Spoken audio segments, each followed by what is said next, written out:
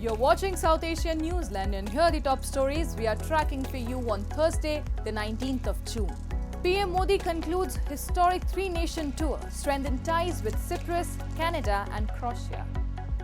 Trump hosts Pakistan Army Chief, disagrees with India over India-Pakistan war mediation.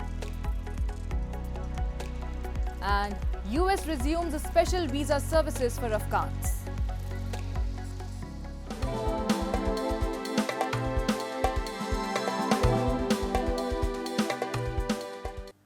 And now for all the details. Indian Prime Minister Narendra Modi on Thursday returned to New Delhi as he concluded a successful three-nation tour. The multi-nation visit witnessed improvement in relations with Canada and marked a historic milestone in bilateral ties with Cyprus and Croatia. We have a report. Indian Prime Minister Narendra Modi arrived in New Delhi on Thursday as he concluded his three-nation visit to Cyprus, Canada and Croatia. The visit by Prime Minister Modi to Cyprus was the first by any Indian Prime Minister in over 2 decades, at the invitation of Cypriot President Nikos Christodoulides. During the visit, Prime Minister Modi was conferred with the island nation's highest honour. During the discussion, India reiterated its unwavering and consistent support for the independence, sovereignty, territorial integrity and unity of Cyprus, a reference to Turkish occupation of northern part of Cyprus. The development came amid Turkey's support to Islamabad over the recent tension between India and Pakistan. In the second leg of his three-nation visit, the Indian Prime Minister arrived in Canada for participating in G7 summit on invitation of Canadian Prime Minister Mark Carney, signalling a thaw after months of diplomatic standoff which began during Justin Trudeau's term. Prime Minister Modi held bilateral talks with his Canadian counterpart, after which both countries agreed to reappoint high commissioners for their respective diplomatic missions in Ottawa and New Delhi. On the sidelines of G7, Prime Minister Modi also held engagements with Italian Prime Minister Giorgia Meloni, Mexican President Claudia Sheinbaum, Australian Prime Minister Anthony Albanese, British Prime Minister Keir Starmer, German Chancellor Friedrich Merz. Talks were also held with South African President Cyril Ramaphosa, South Korea's Lee Jae-myung, Japanese Premier Shigeru Ishiba, and French President Emmanuel Macron. In the final leg of the multi-nation visit, Prime Minister Modi reached Croatia. The visit to the Central European nation was the first by any Indian Prime Minister ever, where in a rare gesture Prime Minister Modi was received by his Croatian counterpart Andrej Plenković at the airport in Zagreb.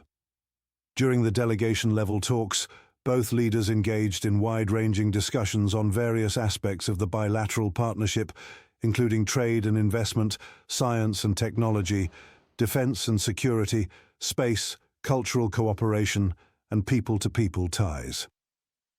Following the talks, both countries also signed 4 memorandum of understanding in the field of agriculture, science and technology, culture, and over the renewal of a Hindi chair. The Indian Prime Minister called the visit as being at home and added this visit ushers in a new journey in friendship and cooperation between India and Croatia. Before emplaning for New Delhi, Prime Minister Modi also called on Croatian President Zoran Milanovic. Moving on. A flight carrying at least 110 Indian evacuees from Iran arrived in New Delhi on Thursday. India's junior Foreign Minister Kirti Vardhan Singh said that more flights will be sent to evacuate the citizens from the conflict-torn country. The evacuation came as Israeli forces stepped up their bombardment of Iranian cities. Earlier, an Israeli military official said that 50 Israeli jets had struck around 20 targets in Tehran overnight, including sites producing raw materials, components and manufacturing systems for missiles. Iran responded with a fresh volley of missiles at Israel and a new warning that it would strongly respond against the United States if it joined the war. Students were seen expressing their happiness after coming back to India. They also appreciated the efforts the government of India took to help them. बहुत ज़्यादा अच्छे तरीके से हमने शायद इतना expect भी नहीं किया था। हमारी डॉर्मेट्री डोर से लिटरली उन्होंने हमें लाया है। हर एक स्टेप पे, हर एक पॉइंट पे हमारी हेल्प की। यहाँ तक पहुँचाने में हमें आई डोंट थिंक किसी को भी कोई प्रॉब्लम हुई होगी। हम उसके लिए बहुत ग्रेटफुल है जो गवर्नमेंट ने रोल प्ले किया हमें यहाँ तक लाने में, सेंट्रल गवर्नमेंट ने। जी बहुत खुश हूँ, खुशी बयान नहीं कर सकता। अपने घर वालों को देखने के लिए खुशी जो है बहुत ज़्यादा है। वहाँ के हालात को देखकर क्या कहना चाहिए? वहाँ के हालात बहुत वर्स्ट हैं, वहाँ के लोगों के लिए भी। वहाँ छोटे छोटे बच्चे हैं, सब लोग हैं, हमारी तरह ही लोग हैं सब, वो भी सफ़र कर रहे हैं। वॉर अच्छी चीज़ नहीं है, कहीं भी हो दुनिया में वॉर अच्छी चीज़ नहीं है। And in an unprecedented meeting, US President Donald Trump hosted Pakistan's Army Chief Field Marshal Asim Munir at the White House on Wednesday. The lunch meeting was the first time a US president had hosted the head of Pakistan's army, widely regarded as the most powerful figure in the country, at the White House, unaccompanied by senior Pakistani civilian officials. Trump said he was honored to meet Munir and that they had discussed Iran, which he said Pakistan knew better than most. Trump told reporters he had thanked Munir for ending the war with India, for which he also praised Indian Prime Minister Narendra Modi, who he spoke to on Tuesday night. Following the Tuesday conversation, the first after hostilities ended between New Delhi and Islamabad, India had once again said that the ceasefire was achieved through talks between the Indian and Pakistani militaries and not US mediation. Prime Minister Modi emphasized that India has not accepted mediation in the past and will never do, Indian Foreign Secretary Vikram Misri said in a video statement. Notably, Pakistan has thanked Washington for playing a mediating role. However, while India has repeatedly denied any third-party mediation, the heaviest fighting in decades between India and Pakistan was sparked by the April 22nd terror attack in India's Pahalgam that killed 26 people, including a Nepali national. The attack was claimed by the Resistance Front, a proxy of Pakistan-based Lashkar-e-Taiba. And the US has resumed special immigrant visa services for Afghans, offering resettlement support, including housing, jobs and language training. The announcement marks an important development for thousands awaiting relocation after months of uncertainty. The US State Department also confirmed the development. In a message on X, Afghan evac called on SIV holders who arrived in the US within the last 90 days to promptly contact a resettlement agency to start accessing available assistance. The agency clarified that those SIV holders who have not yet entered the US will be eligible for these services as soon as they arrive. This policy shift follows a period of restriction under former President Donald Trump, who had imposed a travel ban affecting citizens from 12 countries, including Afghanistan. The lifting of these restrictions now allows many Afghan allies to seek safety and stability in the United States. The resumption of SIV processing and resettlement services reflects a renewed US commitment to its Afghan allies, many of whom supported American missions during 2 decades of conflict.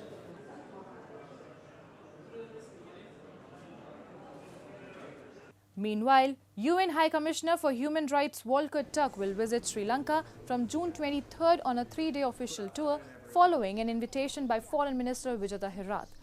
He will meet top leaders including President Arunakumara Dissanayake and the Justice Minister and travel to Kandy, Jaffna and Trincomalee to access ground realities and engage with communities. The visit comes amid persistent concerns over Sri Lanka's failure to ensure accountability for rights abuses during its nearly 3-decade-long civil war, which ended in 2009. Thousands of civilians, mostly Tamils, were killed or disappeared during the final stages of the conflict. Successive governments have promised reforms, but progress on justice, reconciliation and repealing draconian laws like the Prevention of Terrorism Act remains limited. Ahead of the visit, rights groups including Amnesty International and Human Rights Watch have also urged the UN official to press for new counter-terror laws to align with global human rights standards. And from overcoming social stigma to becoming a fitness inspiration, the journey of Udit Shrestha, a speech and hearing impaired gym trainer in Nepal, is a powerful reminder that disability is no barrier to strength, determination and success. Take a look.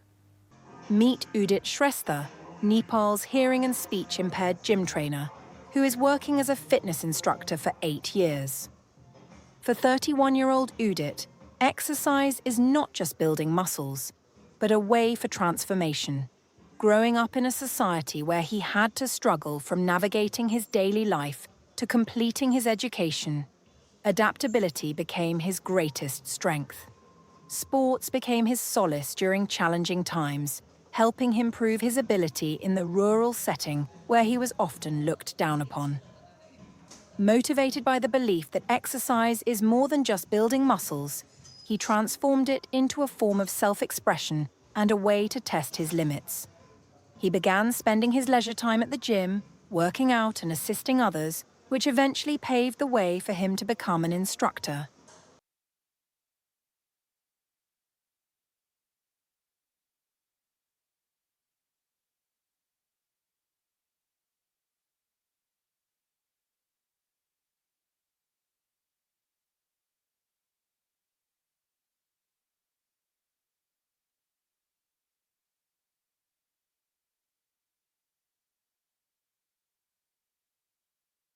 हाम्रो यो सङ्कमुली health club and fitness centre